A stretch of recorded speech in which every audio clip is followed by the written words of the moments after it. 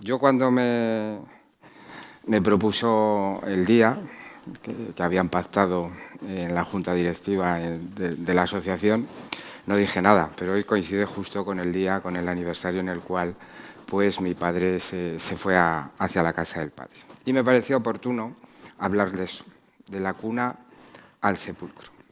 Ha sido una pura coincidencia, porque la verdad es que es una frase que yo utilizo muy habitualmente, tanto cuando hablo de Belénes como cuando hablo de pasos de Semana Santa. Nada tendría sentido sin la cuna y nada tendría sentido sin el sepulcro. Nosotros en este tiempo en el que estamos acostumbrados a que en nuestras iglesias, en nuestros templos, nos encontremos con una corona de Adviento, con velas de colores o velas de un solo tono, pero esa es una moda relativamente reciente, una moda que es de origen centroeuropeo y que lleva entre nosotros apenas unos 125 o 150 años. En nuestro país quizás menos. ¿Qué es lo que habitualmente se colocaba en Adviento en nuestras iglesias, por lo menos hasta el Concilio Vaticano II? La cuna, el pesebre. La cuna vacía, porque estamos en tiempo de espera. Estamos esperando al Señor. Aquí están viendo cómo en algunas localidades de Castilla y León, en este caso es una imagen de Benavente, porque desde la asociación recientemente hemos hecho una excursión a esta localidad, pues vemos la imagen de esa cuna vacía, que ven que no compite con lo que es la corona de Adviento, que la rodea, que no compite tampoco con la palabra que se va a hacer carne en las fiestas de la Navidad y que se asocia perfectamente con esa devoción de estas fechas. La Virgen de la Esperanza, la Virgen de la Expectación del Parto, la Virgen de la O, esa Virgen de la Esperanza que también nos vamos a encontrar en Semana Santa.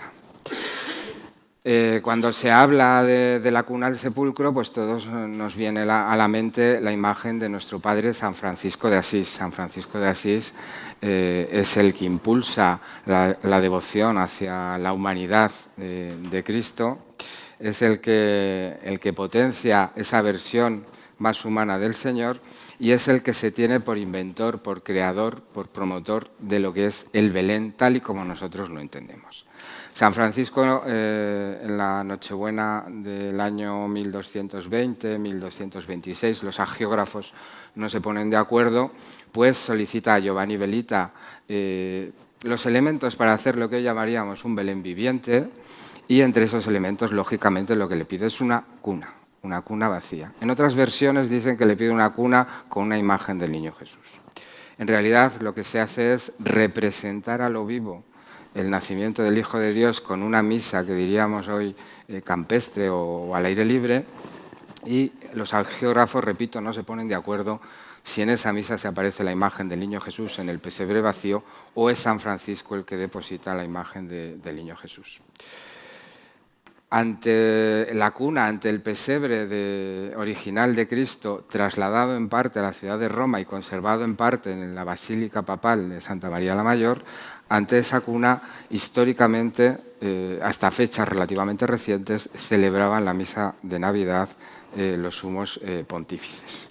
Y se supone que en esa Basílica de Santa María la Mayor se conserva el pesebre más antiguo, muy reformado, un pesebre que se atribuye a Arnolfo di Cambio. Los últimos trabajos de investigación están trayendo en relación a que en realidad el pesebre, el misterio, la natividad más antigua conservada con el uso que hoy nosotros le damos a un Belén sería esta que les traigo a colación, que es una imagen que se conserva en Bolonia y que más o menos es contemporánea a la época de nuestro padre San Francisco de Asís, que, repito, es el patrono de los belenistas y el impulsor de los belenes vivientes y el creador, por tanto, de este fenómeno que se va a extender por toda la cristiandad. Las primeras representaciones, los primeros belenes, en realidad simplemente recuerden, es una cuna, generalmente una cuna rica, una cuna con concepto de trono, porque el que nace es el Rey de Reyes, y una cuna que se va a conservar en algunos lugares como en Francia, pese a las guerras, desamortizaciones y demás. La cuna más famosa de nuestro país, pues esa cuna de las monjas de Sigena, que ha estado a caballo entre Aragón y Cataluña y que más o menos le sirve como ejemplo de cómo eran esas primitivas cunas de los siglos XIV, XV y los primeros años del siglo XVI. Esta nos pilla muy cerquita, es una cuna que se viene vinculando con Isabel la Católica. Es la famosa cuna de la reina Isabel que se supone que regala al monasterio de Madres Clarisas de Calabazanos, en Palencia. Lógicamente lo que están viendo es un cobertor ya con bordados del siglo XVIII, con hojilla del siglo XVIII, con unos textiles que no son contemporáneos. Como mucho, de la época de la reina, quizás sean los 3 almohadones. Esos almohadones que, recuerden, después vamos a encontrarnos tanto en los bultos funerarios como en los yacentes que pueblan la Semana Santa. Como ven, estoy haciendo un paralelismo entre Navidad, tiempo de Navidad, y el tiempo de Pasión. No les voy a hablar de belenes históricos porque, casualidades de la vida, mañana en Casa Zorrilla, aprovecho para hacer spoiler, pues voy a dar otra conferencia, si no les aburro mucho hoy, pues mañana pueden repetir, el tema es diferente, sobre belenes históricos de Valladolid. Por eso los ejemplos que estoy colocando, pues son ajenos a la ciudad. Aquí tienen lo que es un Belén tipo del siglo XVI. Tienen que pensar en figuras de gran tamaño, figuras generalmente de vestir, figuras articuladas y composiciones simbólicas. Composiciones simbólicas incluso colocadas en gradas, en 3 estados, en 3 alturas. Y siempre destacando la cuna, una cuna que puede recordarnos a las andillas pequeñas que todavía se conservan en algunos pueblos y algunos sepulcros asociados a imágenes de Cristo yacente.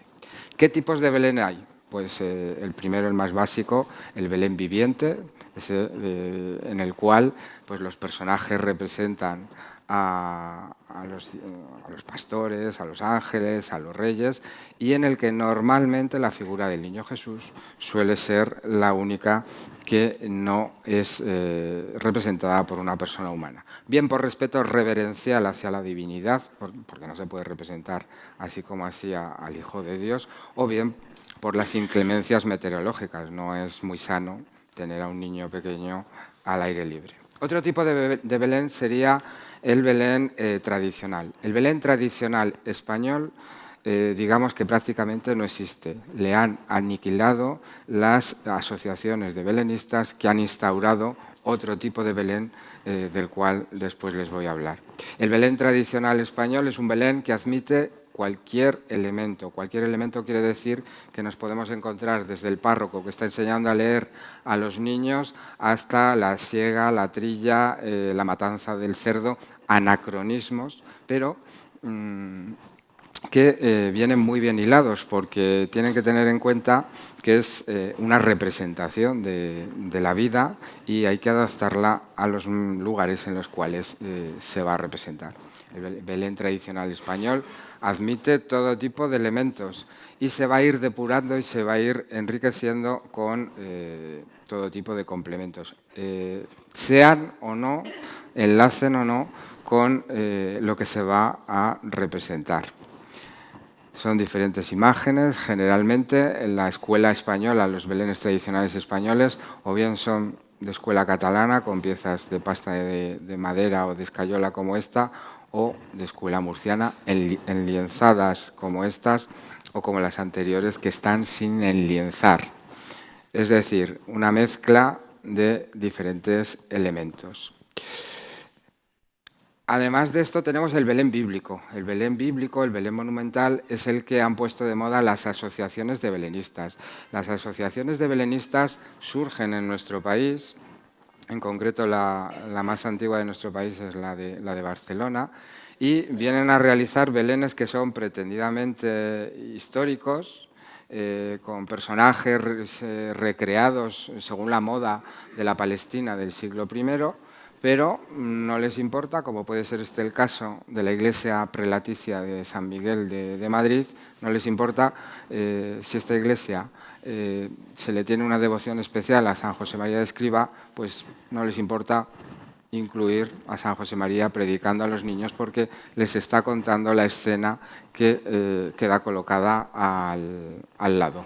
No es una crítica, sino que la crítica es a la pretendida historicidad de lo que se representa.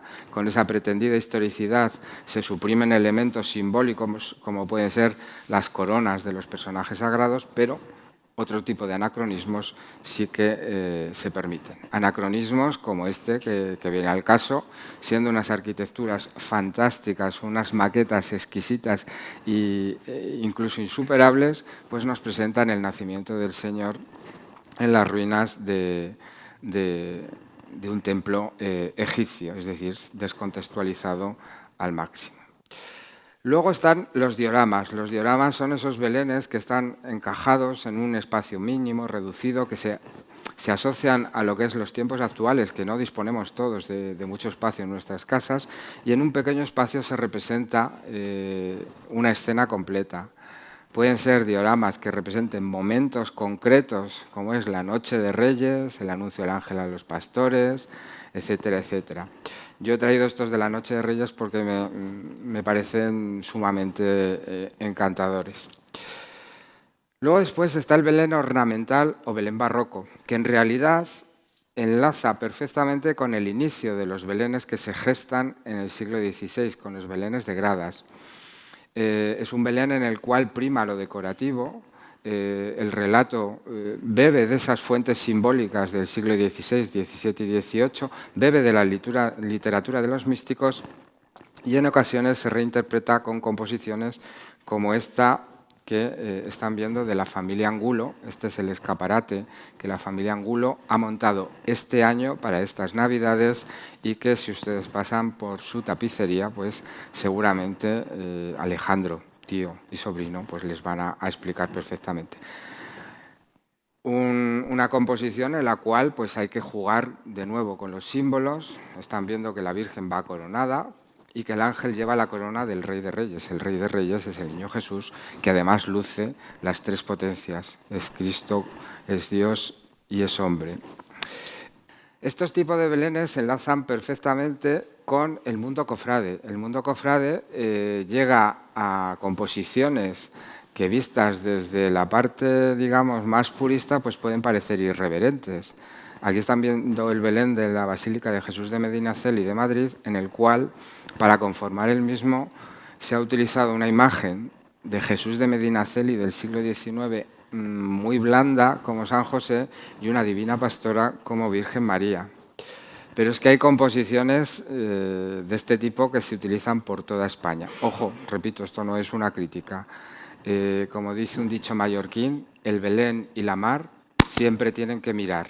Tienen que entender todos estos comentarios desde el punto de vista positivo. Uno de los belenes de este tipo que hay en nuestra ciudad es el que anualmente se monta en la iglesia de Nuestra Señora de las Angustias y que ha variado muchísimo en los últimos años y que bebe de esas composiciones simbólicas en las cuales hay que saber leer todos esos elementos que a priori pueden parecer simplemente decorativos, pero que nos están hablando de un lenguaje estudiado en parte de la literatura de los místicos. Un lenguaje que también en los 2 últimos años la Cofradía de la Cruz Desnuda de manos de Pedro Escudero y con su colaboración está recuperando y rescatando este tipo de piezas que podríamos vincular perfectamente con algunas de los inicios de los primeros pasos procesionales, aquellos de los que habla Pineiro da Veiga. De estos no les voy a hablar porque, repito, son de los cuales voy a intervenir mañana, pero este es un conjunto muy, muy interesante que ha sufrido mutilaciones y recientes incorporaciones, algunas de ellas sorprendentes. Es un fenómeno que no es propiamente español, sino que es extendible a todo lo que es el orbe católico. Y ya si nos fuéramos a Sudamérica, los ejemplos se multiplican. El origen de todo este fenómeno de este tipo de belenes son los altares de Pascuas. Los altares de Pascua son unos altares tipo como el monumento que nosotros realizamos en Semana Santa, en los cuales la familia solo colocaba la figura del niño Jesús. Se colocaban flores, frutos, todos ellos simbólicos. Las granadas simbolizaban una cosa, las castañas otra, es decir, una serie de símbolos que se van a desarrollar. Sin embargo, nosotros en nuestros días, en general, solemos valorar muchísimo un Belén que no se pone de moda hasta el siglo XVIII, el Belén de tipo napolitano. Hay composiciones para dar y tomar que se pueden adquirir en nuestros días, en San Gregorio Armeno, San Bayo dei Librari, es decir, las calles más céntricas de la ciudad de Nápoles están dedicadas en exclusiva al mundo del Belén y en función del bolsillo pues se puede comprar piezas más o menos asequibles. Si alguien tiene intención de comprarse un Belén napolitano, les recomiendo que vaya a Nápoles, que le sale más barato que si se lo compra en España. Y además así aprovecha y puede conocer Herculano y Pompeya. Este tipo de composiciones, recuerden, tienen la parte de las figuras de la Sagrada Familia vestidas de una manera atemporal, es decir, sirven para cualquier tipo de Belén. Los ángeles les ocurre lo mismo, pero el resto de las figuras van vestidas a la moda napolitana del siglo XVIII. Y en este tipo de belenes suele haber tres aspectos muy marcados. El aspecto de la gloria que destaca por todos los lados, el demonio que suele estar presente en estas composiciones como aplastado por el bien, que significa el nacimiento del Hijo de Dios, y la alegría de la fiesta, la alegría de la celebración, escenas tabernarias con el consumo de vino, de carnes y todo tipo de productos, haciendo gala de ostentación. Los belenes originales en Nápoles en el siglo XV, en el siglo XVI, no eran de figuras de vestir, al contrario, eran figuras de este tipo que todavía se conservan y que en Navidades se siguen utilizando para las composiciones. Belenes napolitanos hay multitud repartidos por todo nuestro país.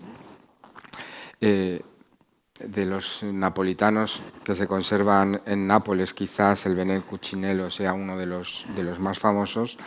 Y en nuestro querido Valladolid pues tenemos el Belén de los hermanos Castro, que adquirió el Estado, un Belén el cual en los años que lleva en nuestra ciudad ya ha tenido 3 localizaciones y 2 plásticos diferentes.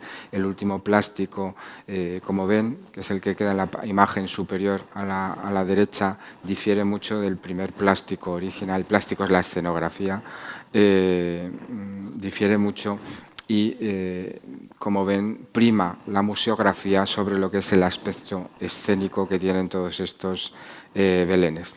Está viendo la cabalgata pues era mucho más rica en detalles y complementos en el montaje inicial que hubo en la primera sala en la que estuvo, y difiere bastante su visión y su análisis en la última museografía, que es algo discutible, pero que se ha puesto muy de moda en las restauraciones de todos los belenes en nuestro país.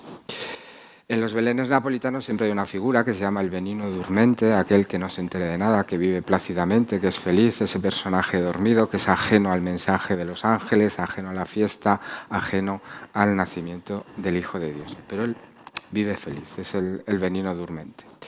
Luego, el título en parte de la cuna al sepulcro viene de lo que les comentaba al inicio, y viene de eso que se coloca en Semana Santa en las iglesias y luego después nadie sabe llamar. Y te dicen, he colocado un Belén de Semana Santa. Mira, no, esto no es un Belén de Semana Santa. He colocado un Belén de Pasión. No, esto no es un Belén de Pasión. Y cuando a alguien le dices, has colocado un sacromonte, y dice, uy, eso no lo va a entender la gente, ¿qué es? Pues sí, es un monte. En ese monte se representa la pasión de Cristo, porque el Calvario tiene que ir en la parte alta.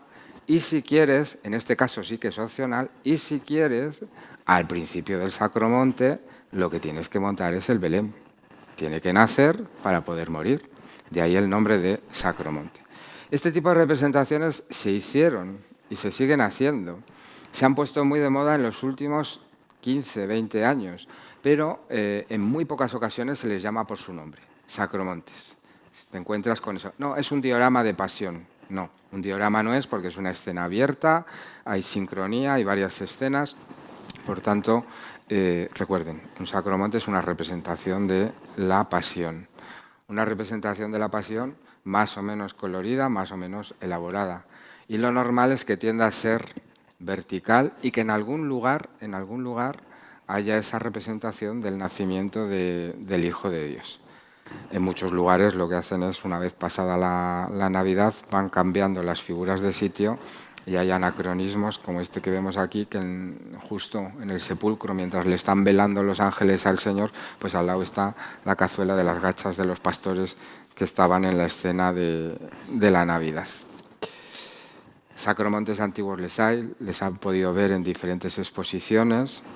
Son piezas como esta que vemos aquí, en los cuales hay figuras que son intercambiables y permiten esa múltiple visión iconográfica del Belén. ¿Qué se representa con todas las figuras del Belén? Pues se representan muchos personajes, muchos símbolos y muchos mensajes.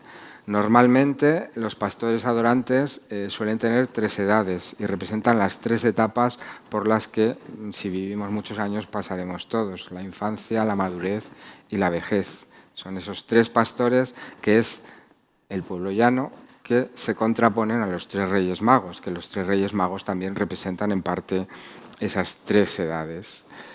Un personaje imprescindible en la vida de Cristo, que no es un personaje como tal y del cual pues, se cuentan múltiples historias, hasta cómo salió despavorido y huyendo de Jerusalén cuando vio lo que le estaban haciendo al Señor, pues la mula. La mula es un personaje importantísimo que aparece en el Belén y que va a aparecer hasta el final de la vida de Cristo. De la cuna al sepulcro. ¿Cómo empieza el Adviento? Con una cuna vacía, tiempo de espera. ¿Cómo acaba la Semana Santa? Con un sepulcro vacía, con la esperanza de la resurrección. Esa es la idea que les estoy intentando transmitir. De la cuna al sepulcro lo tenían muy claro en nuestros belenes tradicionales y en nuestros primitivos pasos de Semana Santa, ajenos a según qué interpretaciones erróneas. Están viendo una composición de un catafalco con el Cristo de la Cama de Zaragoza, con esos ángeles que soportan el sepulcro, con esa escolta, y justo al lado están viendo una imagen del Niño Jesús del Belén tradicional español, del Belén del huevo frito, en el cual se pueden guardar paralelismos. ¿Qué diferencia el nacimiento del Hijo de Dios y la muerte del Hijo de Dios? La presencia de los coros angélicos. ¿Qué diferencia o qué paralelismo también podemos ver que en ambos casos? Pues que cuando muere está desnudo, cuando nace está desnudo, para que veamos en la ostentatio genitalis que es verdadero Dios y verdadero hombre, verdadero Dios porque le acompañan los ángeles y verdadero hombre porque es igual que nosotros, algo que también ocurría en el caso del yacente. Pero los yacentes se van recubriendo a lo largo del tiempo con ricos textiles como estos que vemos aquí.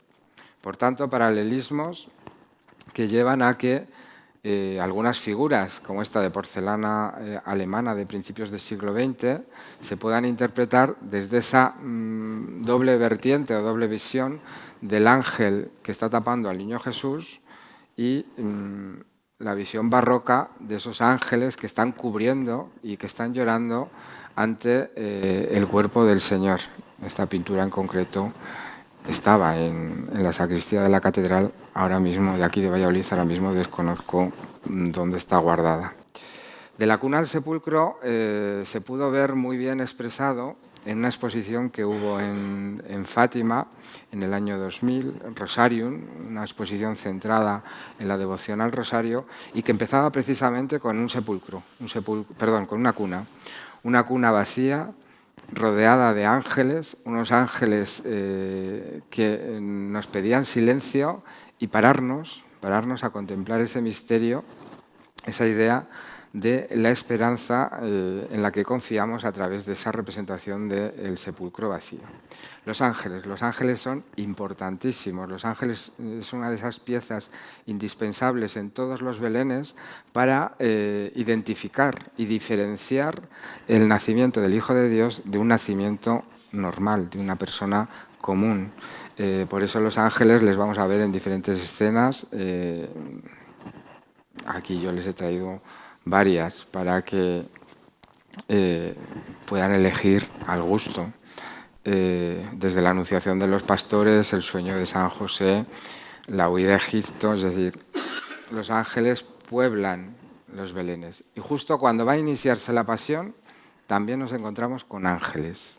Es indispensable el ángel del Señor que anuncia, le oferta el cáliz que ha de beber. Y es indispensable el ángel acompañando también al sepulcro. En este caso, pues estamos viendo incluso cómo esos ángeles han variado en colocación y han sido sustituidos incluso en su disposición y han sido sustituidos en algunas ocasiones por los arcángeles de Gregorio Fernández de la iglesia de San Miguel.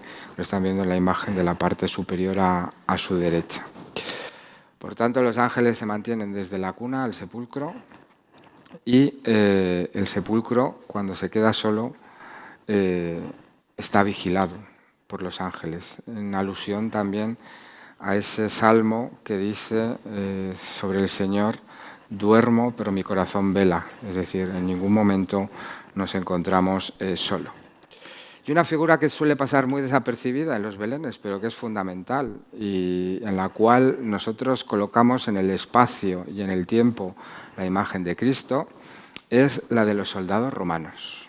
Los romanos son más importantes de lo que podemos deducir así a priori, pero si ustedes hacen un análisis y recuerdan el credo, nosotros situamos el momento de la pasión de Cristo en un momento concreto. La época en la que nace el Señor más o menos también la fijamos en un momento concreto en función de los decretos de un emperador concreto y unos reyes que van a quedar bajo el dominio del Imperio Romano. Por tanto, los romanos van a ser muy importantes y van a aparecer en diferentes escenas. Se les va a asociar, aunque poco o nada tuvieron que ver seguramente con la legendaria matanza de los inocentes. Y soldados romanos, pues por ejemplo, aquí en Valladolid se hacían figuras de cacharrería.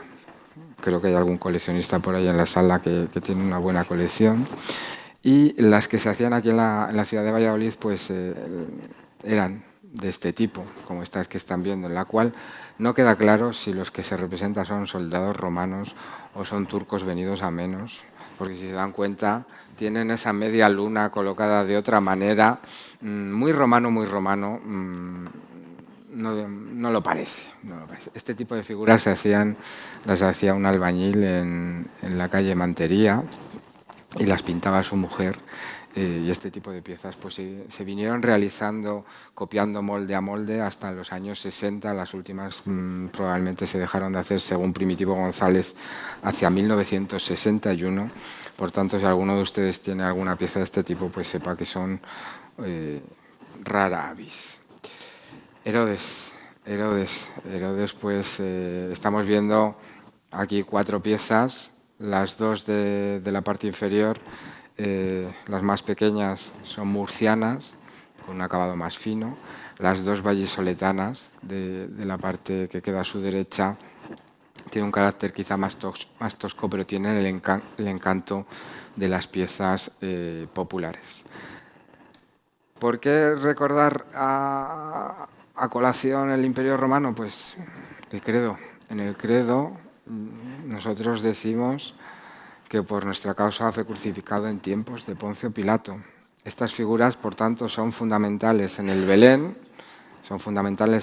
para situarnos en ese espacio y tiempo en el cual nace Cristo, independientemente que fuera 4 años antes o 2 años antes, porque las fechas, bueno, pues pueden variar para que coincida con los reinados de los reyes. Y eso justifica la inclusión de las figuras de soldados romanos más o menos verídicos en nuestros pasos de Semana Santa y sobre todo justifica la inclusión de figuras fundamentales como la de Poncio Pilatos, ese Poncio Pilatos del cual nos acordamos todos cuando rezamos el credo.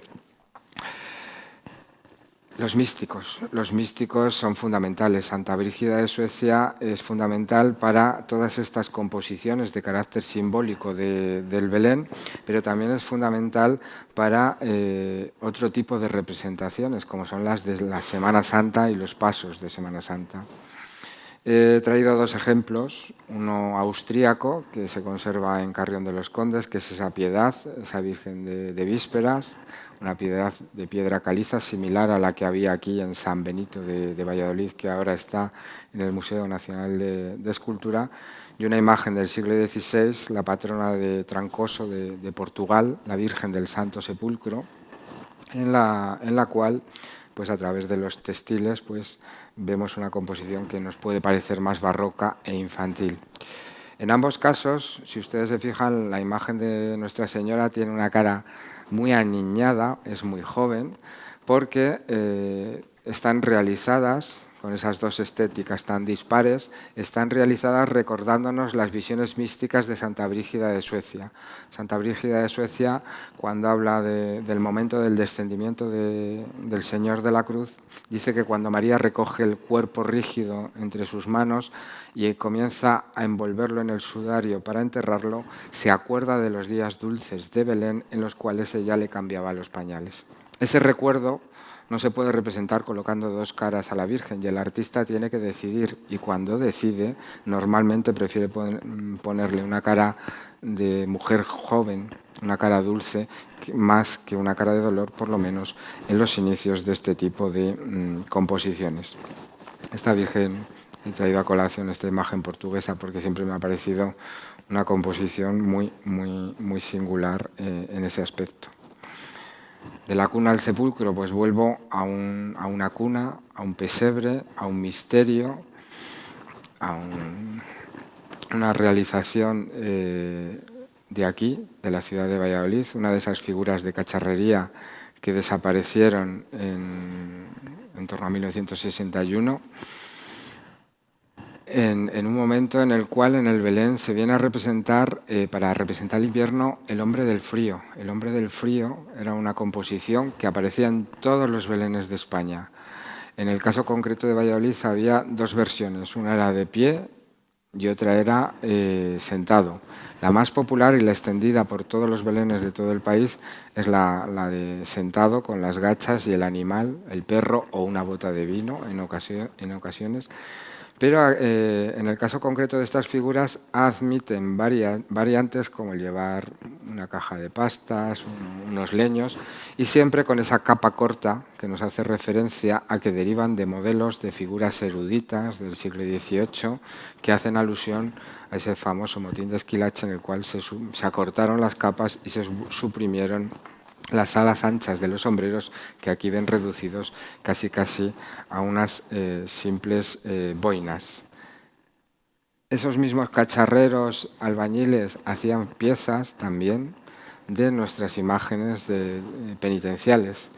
En concreto, la más reproducida era la de la Virgen de las Angustias de aquí en Valladolid. Tienen este ejemplo de ese mismo carácter popular, tosco, pero que sirvió para que nuestros antepasados multiplicaran la devoción hacia las imágenes del Señor y Nuestra Señora. El sepulcro vacío, la idea de la esperanza, la idea de querer llegar a eso donde ya nos esperan los mayores, más o menos es lo que se representa en nuestros belenes, esa esperanza en la llegada del Señor y esa esperanza en la resurrección, en compartir el final de nuestros días con el Señor. Eso es lo que he tratado de contarles de una manera breve para no aburrirles y que mañana, si les parece bien, contarles la segunda parte, los belenes históricos. Muchas gracias por su atención.